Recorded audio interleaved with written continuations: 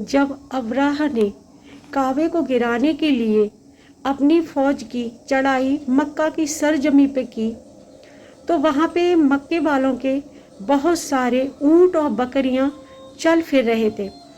तो अब्राह ने हुक्म दिया कि इनके सभी जानवरों को अपने कब्जे में ले लो।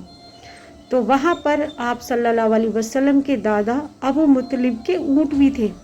तो चलिए दोस्तों, बिना देर किए वीडियो स्टार्ट करते हैं।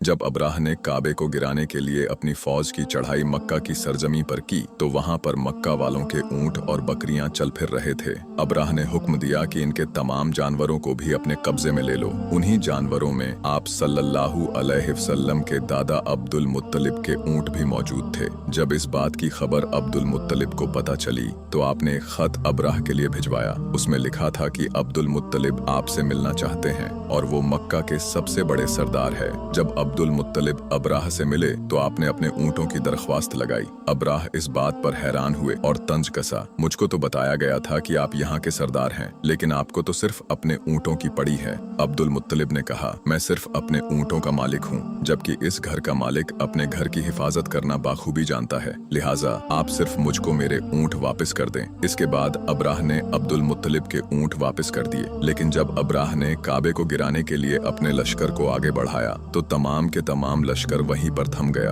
और सबसे बड़ा हाथी जिस पर अब्राह बैठा हुआ था, वो एक कदम भी आगे नहीं बढ़ा पाया और थक हार कर वहीं पर बैठ गया। उसके बाद तमाम मक्का वालों ने और तमाम अब्राह के लश्कर ने देखा कि एक समुद्र की तरफ से बहुत बड़ा सिया रंग का एक परिंदों का लश्कर आ रहा है। जब वो परिंदे करीब आए, तो देखा कि उनके दोनों पंजों और चोंच में कंकरियां मौजूद थीं। बहुत से इस्लामिक मुअल्लिम बताते हैं कि ये परिंदे सिर्फ 8 या 10 फीट की ऊंचाई पर उड़ रहे थे और इनकी शक्लें किसी दरिंदे की तरह थीं। जब भी ये परिंदे कंकरियां जमीन की तरफ फेंकते, तो दुश्मनों के जिस्म से ये कंकरियां आर पार हो जाती।